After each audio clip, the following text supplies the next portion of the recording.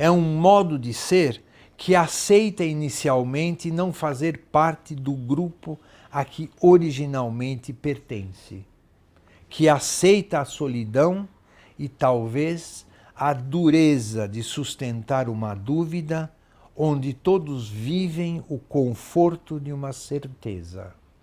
Esse é o trabalho do filósofo e é o trabalho de Husserl também. Mas aí poderá ser dito, e com razão, que esta é a postura de todo filósofo, de todo pensar. Sem dúvida é.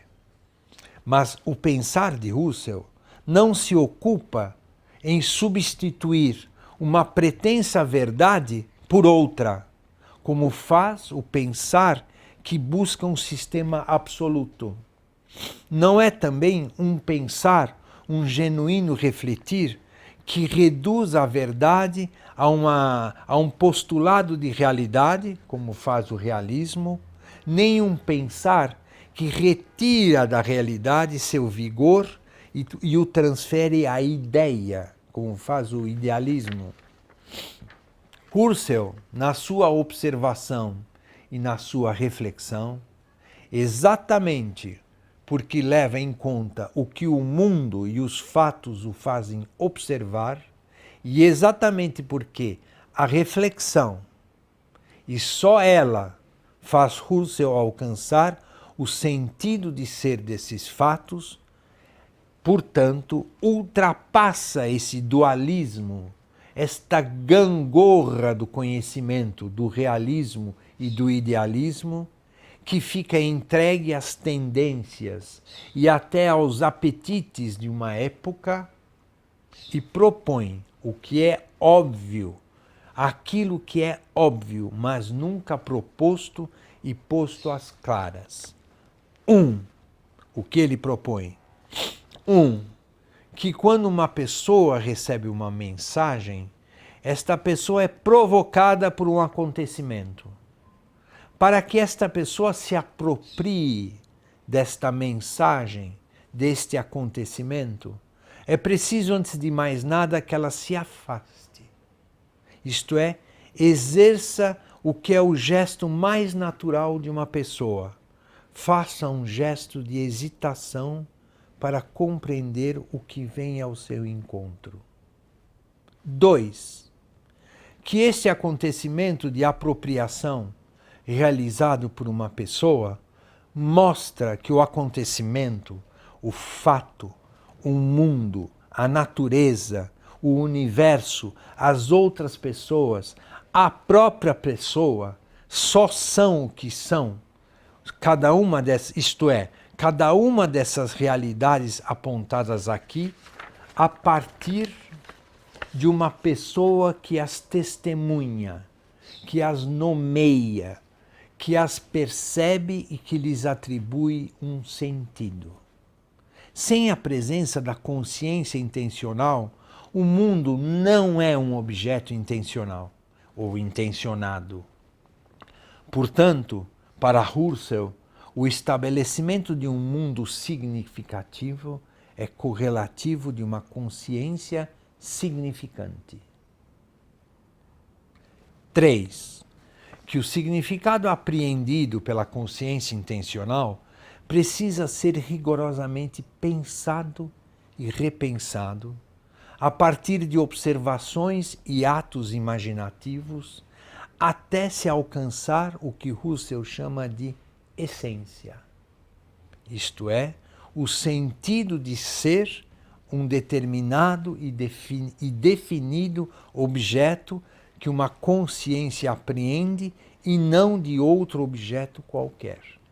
Repetindo, chamar de consciência é alcançar o sentido de ser um determinado e definido objeto que uma consciência apreende e não outro objeto qualquer. A essência, portanto, visa oferecer um sentido profundo e não confundido com outros sentidos de um objeto, de algo do mundo, mostra a essência o que algo é. Então, uma palavra que tem um certo domínio complexo e assustador para muitas pessoas, talvez, né? Diz assim, o que é essência? A essência é o próprio modo de ser de algo. É o que é algo. Algo na sua maneira inconfundível de ser. Não comparada, mas ela nela mesma. 4. E que, como já foi indicado acima, a apreensão do sentido de ser no interior de uma correlação consciência-mundo se dá a partir de um afastamento, de uma redução fenomenológica. Muito bem. Resta ainda fazer-nos emergir à nossa consciência aquilo que esteve presente e que norteou o nosso trabalho, mas que se manteve encoberto, portanto não dito. Para bem dizer, esse acontecimento que em nós, em mim pelo menos, esteve oculto, mas muito atuante, em Husserl foi o que explicitamente o orientou. Retorno às coisas mesmas. É uma expressão muito consagrada como sendo realizada, né, feita, dita por Husserl. Retorno às coisas mesmas. Todo o trabalho de Husserl foi o de alcançar, sem se confundir, as coisas mesmas no seu sentido próprio de ser, na sua essência. Longe de um idealismo que torna as coisas mesmas uma ficção, longe de um realismo que atribui uma impossível consciência de si às coisas mesmas e considera o sujeito uma ilusão, as coisas mesmas são alcançadas no seu sentido próprio por um esforço e um cuidado de uma consciência destinada a receber em si o que não é ela mesma. Daí que o conhecer para Husserl é uma transcendência. É ultrapassar os próprios limites e conter uma nova possibilidade de ser. Conter em si uma nova possibilidade de ser. Vamos ver os desdobramentos disso. Mas não é só isso que Husserl realiza e indica na própria expressão retorno às coisas mesmas. A palavra retorno e o acontecer que ela aponta nos dizem que em algum momento as coisas estiveram conosco, que, aliás, nós estivemos com elas, e que, portanto, não se trata de uma primeira ida em direção às coisas mesmas, trata-se de um retorno. Podemos compreender essa colocação de duas maneiras igualmente verdadeiras.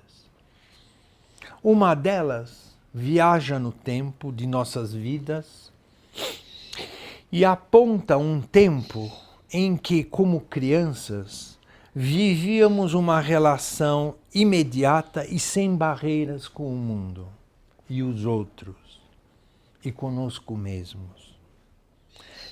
Vivíamos prazer, fome, curiosidade, dor, medo, ansiedade, felicidade, na ocasião, na situação mesma de seu acontecer.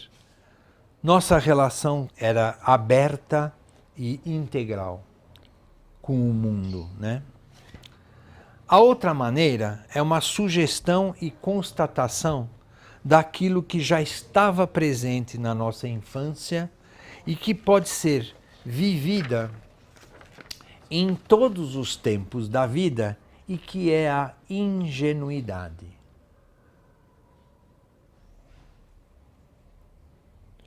Não é, como talvez o senso comum aponte, um modo de ser limitado em relação ao mundo e aos outros. não é um modo de ser pouco perspicaz em relação ao suposto verdadeiro sentido de uma situação. A ingenuidade é viver no interior do sentido do que aparece como aparece. É, portanto, um modo não defendido, um modo diretamente relacionado ao que se mostra, sem encobrimento, sem filtros racionais, sem proteções, que, é verdade, essas proteções protegem as pessoas de um perigo do mundo, mas é verdade também que as mantém afastadas de uma possível transformação. Estar com as coisas mesmas é, então, se dispor a viver um contato com as coisas mesmas e sofrer uma transformação irreversível em si. Para que isto seja possível, é preciso ser ingênuo, isto é, ter uma consciência realmente aberta para contactar esta coisa mesma que está presente na sua peculiaridade.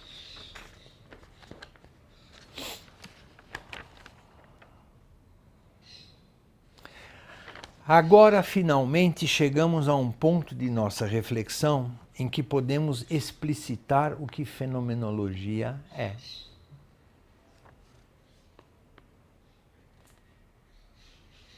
É contatar, se apropriar, se assenhorar,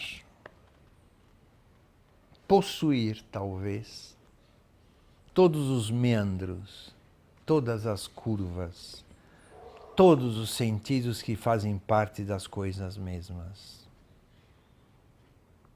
Logia, logos, é então este domínio de ser consciência significante que pode se constituir, se desdobrar como lugar, aliás, como único lugar em que o sentido de ser, em que os sentidos de ser podem habitar. E fenômeno como sentido de ser de tudo que é. O que é em sua essência pela maneira mesma em que aparece, naquilo mesmo que se mostra. Mas, como já vimos na nossa retomada, cada nova retomada, cada nova visada da consciência, como diria Husserl, revela um novo sentido do que se mostra.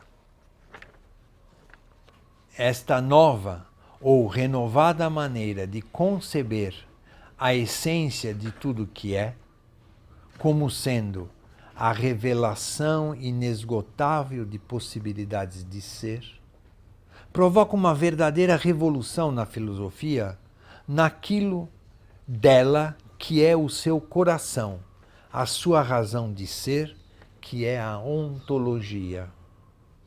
Porque ser filosofia é se perguntar incessantemente por que as coisas são o que são. A ontologia exercida a partir de Husserl e que vai ser escandalosamente posta de cabeça para baixo por Heidegger é a de que a essência de tudo que pode ser é inesgotável, multifacetada e que cada faceta revelada não nega as outras, mas vem se somar às já reveladas e é o homem, na sua maneira não determinada de ser, na sua peregrinação neste mundo, o que recebe, ouve um novo sentido de ser. Obrigado.